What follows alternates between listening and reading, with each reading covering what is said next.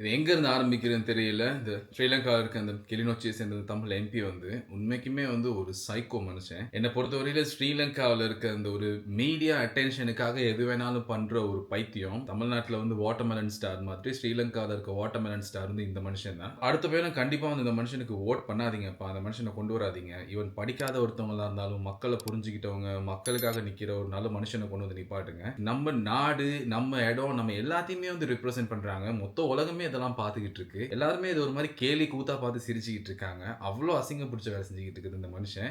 ஆரம்பத்துல இருந்தே இந்த மனுஷன் ஆக்டிவிட்டிஸ் எல்லாமே ஒரு மாதிரி கிறுக்குத்தனமாவே தான் இருக்கு. எங்க பார்த்தாலுமே லைக் ஒரு மாதிரி நம்ம ஒரு இதா பேசுறோம், ஒரு மாதிரி நம்ம பயங்கரமா பேசுறோம், ஒரு மாதிரி நாங்க வந்து எல்லாத்தையும் வந்து இம்ப்ரெஸ் பண்ற மாதிரி பண்றோம் அப்படின்னு சொல்லிட்டு இந்த மனுஷன் கிறுக்குத்தனமா தான் ஆரம்பத்துல இருந்து எல்லா விஷயங்களும் பண்ணிக்கிட்டு இருக்காரு. அதுல மொதல் விஷயம் வந்து ஒரு தடவை போலீஸ்காரரோட வந்து பார்க்கிங் இல்லாத ஒரு இடத்துல வந்து வண்டியை பார்க் பண்ணிட்டு கெட்ட அறப்படிச்ச கதை கழிச்சு அந்த போலீஸ்காரையும் அசிங்கப்படுத்தி பேசி ஒரு மாதிரி சீனை போட்டு அதுக்கப்புறம் வந்து சாரி சொல்ற மாதிரி பெரிய பண்டிதனை கழிச்சது. ஒரு அட்டிடியூட் இருக்கு இந்த மனுஷன் கிட்ட.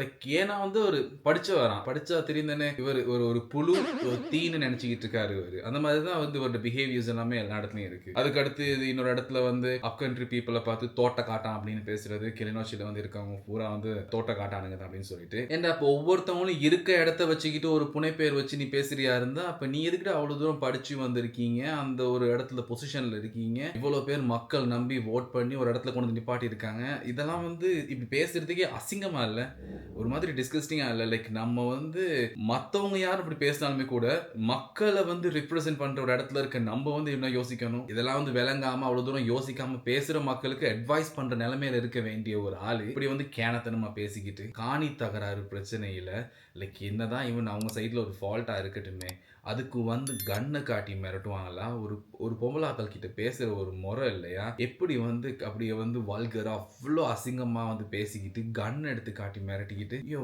யாரையா நீ நீ என்ன நினைச்சுக்கிட்டு இதெல்லாம் பண்றீங்க நீங்க? புரியல. இதெல்லாம் வந்து ஒரு மாதிரி மீடியா அட்டென்ஷனுக்காக மட்டும் நல்லாவே விளங்குது. ஈவன் பார்லிமெண்ட்ல கூட வந்து ஒரு சொல்லியிருந்தாரு, நீங்க பார்த்திருப்பீங்களான்னு தெரியல. என்டர்டைன்மெண்ட்டுக்கு வந்து எனக்கு எலமெண்ட்ஸஸ் வந்து இவ்வளவுதான் கிடைக்குது, 1000 பாக்ஸோ என்னமோ. ஸோ நான் தான் அதிகமா என்டர்டைன்மெண்ட் பண்ணிக்கிட்டு இருக்கேன். ஸோ எனக்கு அதோட எலமெண்ட்ஸை வந்து இன்க்ரீஸ் பண்ண முடியுமா அப்படின்னு சொல்லிட்டு லிட்டரலி ஒரு கோமாளி. இந்த கோமாளி வந்து ஒரு மாதிரி ஃபுல் என்டர்டெயின் பண்ணிட்டு இருக்காரு. பியூர்லி ஒரு மீடியா அட்டென்ஷன் சீக்கர்னு வந்து நல்லாவே விளங்குது இதுல இருந்து. தயவு செஞ்சு அடுத்த எலெக்ஷன்ல இந்த மனுஷனை தூக்கி விட்டுருங்க. இந்த மனுஷனை கணக்கெடுக்காதீங்க யாருமே. எங்கேயுமே வந்து ஒரு மனுஷனாவே பொறுப்படுத்துக்காதீங்க. சீரியஸா வந்து ஒரு ஒரு அடிப்படையான ஒரு பேசிக் மேனஸ் இல்லாத ஒரு மனுஷன், மனுஷன்களை மனுஷனா மதிக்க தெரியாத ஒரு மனுஷன், கெட்ட ஒரு ஆட்டிடியூட் இருக்க ஒரு மனுஷன், அவ்வளோ அறப்படிச்சதனம் இருக்க ஒரு மனுஷன். இந்த மாதிரி பிஹேவியர்ஸ் இருக்கவனுங்க வந்து நம்ம சொசைட்டியில் வந்து மக்களுக்கு வந்து நல்லது செய்யணும், சேவை செய்யணுங்கிற இடத்துல கண்டிப்பாக இவங்க இருக்கவும் கூடாது. ஸோ அதனால தயவு செஞ்சு மக்கள் ரொம்ப கேர்ஃபுல்லாக இருங்க. இந்த மனுஷன் கூட வந்து ஹேண்டில் பண்ணும்போது நெக்ஸ்ட் டைம் எலெக்ஷன் வரும்போது கண்டிப்பாக அந்த ஆளை தூக்கி விட்டுருங்க. நல்ல ஒரு மனுஷனை, மக்களுக்காக நின்று யோசிக்கிற ஒரு மனுஷனை கொண்டு வந்து அந்த இடத்துல நிப்பாட்டி வைப்போம். இனிமே இந்த ஆள்கிட்ட வீடியோஸ் அது இதெல்லாம் வந்து பெருசாக அங்கே போடுறவங்க கண்டுக்காதீங்க. எங்கேயுமே வந்து இந்த ஆளை வந்து கணக்கெடுக்காம விட்டுருங்க. இந்த ஆளை வந்து கணக்கெடுக்காம விட்டா இந்த ஆள் வந்து அப்படியே ஒரு மாதிரி அடங்கிடுவது. பட் இப்போதைக்கு வந்து வேற ஆப்ஷன் இல்லை. இந்த ஆள் வந்து பார்லிமெண்ட்ல ஒரு மெம்பராக இருக்கனால வந்து வேற வழி இல்லை. எங்கே போனாலும் பேசினா வந்து ஏதாவது ஒரு நியூஸ் ஆகிட்டே தான் இருக்கும். ஆனால் இந்த மனுஷன் பண்ணுற அறப்படிச்ச வேலைக்கு எங்கேயாவது ஒரு நாள் செமத்தையாக வாங்குவது அன்னைக்கு இந்த மனுஷன் வந்து ஃபீல் பண்ணுது. நான் யாருக்குமே இந்த மாதிரி பேசினதில்லை.